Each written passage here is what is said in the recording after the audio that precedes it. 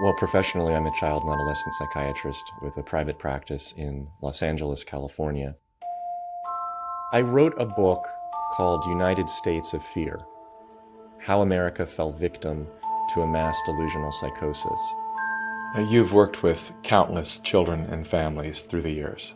How has it changed your opinion regarding the public school system?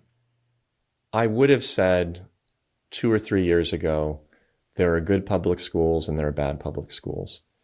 Find a good one and send your kid to it. Don't waste your money on private. I have now begun to tell parents for the first time in my career, in the last year, take your children out of school. The government school system is not only a failure, it is irredeemable. The school system is controlled, utterly controlled, by teachers' unions and advocates, meaning those who go into the schools to proselytize their political ideology on your children. They have no other purpose, no other function, and they have taken over entirely. We would be better off if all Americans pulled their kids out of the government schools and either did homeschooling or built their own schools in their local communities. That would cause the corrupt, rotten, termite-infested structure to finally collapse on its own weight, and then we could rebuild on a local level from the ground up. I can hardly believe I'm saying that now, because just 2 or 3 years ago, I would have thought that that is extreme, ridiculous, and unnecessary. I believe not only is it possible, it is actually requisite now for Americans to do that. But you have to place your children first. You're going to have to give something up, something, in order to protect your child's growth and future. And so that's really the question, fundamentally. It's not, is the school good? Is the school bad? The school's bad. It's just bad. The real question is, what are you willing as a parent to invest in and to sacrifice to make sure that your child has every opportunity to succeed? Do you want to be a real parent or not? And I know that's a blunt and direct question, but that is the real question. And that's the question you have to ask yourself. And in terms of university? Don't bother. Generally speaking, the university is a cesspool. It is a moral wasteland. It is an indoctrination camp. If you send your child to a university for any reason other than to get a degree in STEM, science, technology, engineering, mathematics, or to prepare for medical school, law school, professional school, and even then I think it's probably not a good idea. But putting that aside, any other purpose of going to an undergraduate university will turn out your child to a worse person at the end than he or she was at the outset.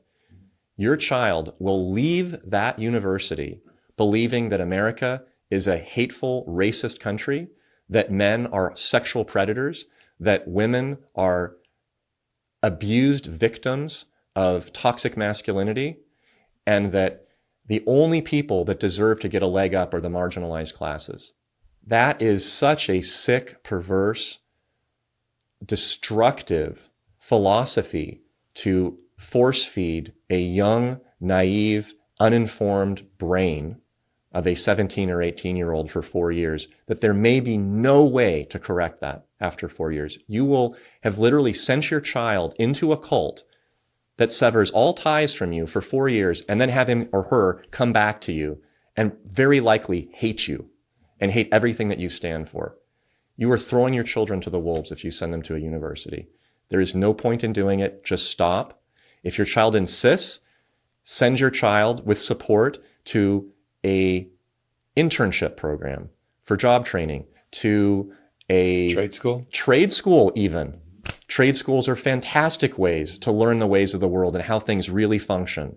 Even if that person doesn't want to go into the trade eventually, it creates a strong foundation for acknowledging and accepting reality and accepting that the world doesn't spin the way that you wish it does. It just spins because it does.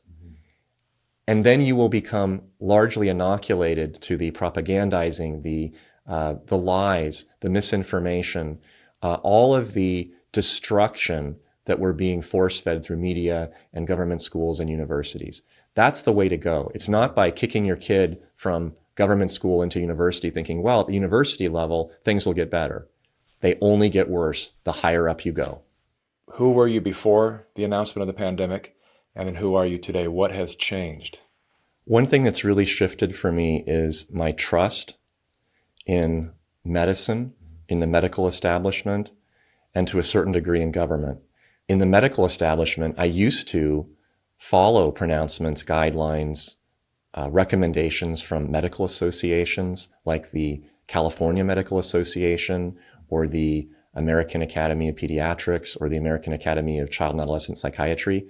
I have absolutely no confidence in those organizations anymore. Not only do I think that they're inept, I think they're actually harming children. And when the AMA comes out, as it did recently, with a public policy statement announcing that they no longer support placing biological sex on birth certificates, that's not an error. That's not an overreach. That is an ideological position intentionally designed to cause distress, harm, and a schism in our society, to destroy children and families. When the California Medical Association comes out with its pronouncement, as it did last year, that they support chemical castration of young girls without parental consent because they happen to have a mental illness and confusion about their gender, that's not an error. I would even go so far as to say that my position has changed from being trustful to having come to recognize the existence of evil. In terms of this war between masculinity and femininity, what are you witnessing from the inside through your work? I have seen over the years in my practice a steady decline in the expression of healthy masculinity and healthy femininity amongst my patients. In the last 2 years, I've seen a complete collapse. Men in my practice, especially younger men in their teen years, their 20s, early 30s, have no ability to express desire for women in a healthy way, to interact with women verbally and socially in a healthy way, and many of them have no desire to even be engaged in a sexual relationship with a woman. They have substituted their libido and their expression of libido by pursuing women, which is a healthy thing for men to do. If men stop pursuing women, we're done. We don't have more human beings. They're no longer doing that. They're now sitting at home playing video games and watching porn because it's safer and it's easier to do that. And they will never be rejected and they will never be criticized. They will never be told that they are toxic, that they are part of the patriarchy, that they are misogynistic, that they are committing a social faux pas. So they have given up. They've just taken themselves out of the dating world. They've taken themselves out of the social world with women. And women on their part are completely perplexed. They don't know what to do. They're alone. They feel abandoned. They feel unattractive. They feel undesirable. They can't find a date, much less a husband. They can't get married. They can't have children. The separation between the male and the female is almost complete now. And it's due specifically to the ongoing attacks against masculinity and the degradation of femininity, the propaganda that has been pushed by the radical feminists that define success for women to be competition with men, vanquishing men, full and complete independence from men. You don't need a man, which is a biological and social lie. That has been so successful that now both men and both women think that they can live apart. But the truth is they can't, because when they come into my practice and I ask them how they're doing, they're not doing well. The men are completely without a course. They are listless. They are dysphoric. They are dysthymic. The women are depressed and anxious, and none of them are talking to one another. So this attack on masculinity and femininity is, in my view, undergirding a large degree of the psychological distress, particularly in younger people right now. And as they continue to lead these separate parallel paths of isolation, there will be no way for them to develop the skills and even the desires that are necessary for them to get together and to marry and to have children and develop families. And if our family structure is lost in the next generation, what do we have left? We're just a bunch of listless individuals living our lives out virtually behind a computer screen, working remotely and following the orders of the government. That, to me, is a very, very dystopian future. Is this by design? And if so, to what end? I think this is intentional. And I think that because it is so antithetical to humanity, to biology, to social norms that have proven to be successful for centuries, it can't be an error. This is not a hysterical reaction to an incident that occurred at a university and an overcorrection. This is steady. This is ramped up month by month, year after year. And I believe that the end point, the goal, is really to create a chaotic, dysfunctional, non-family, non-community-based society that is so dependent on others. And I don't mean parents, I don't mean community. I mean others like government figures, like corporations, like media organizations, that there's never going to be any reason for those in power to worry about losing their status. They have developed essentially a monopoly now.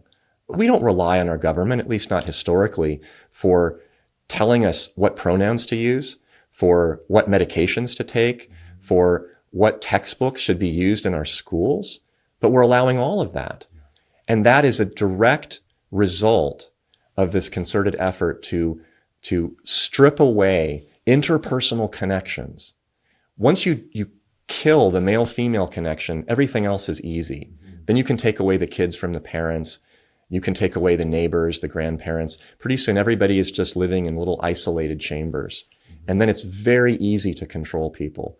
This technique has been used in the 20th century by every totalitarian regime. China, for example, shaved the heads of women, put them all in unattractive asexual clothes, did the same thing for the men. They asexualized the population so that there's no more desire, no more bipolarity of male and female. Everybody looks like an automaton, a reproduction of the state. And then what do? Rather than turning towards one another, they turn towards the state. That's what's going on. That's the plan. That's where we're headed.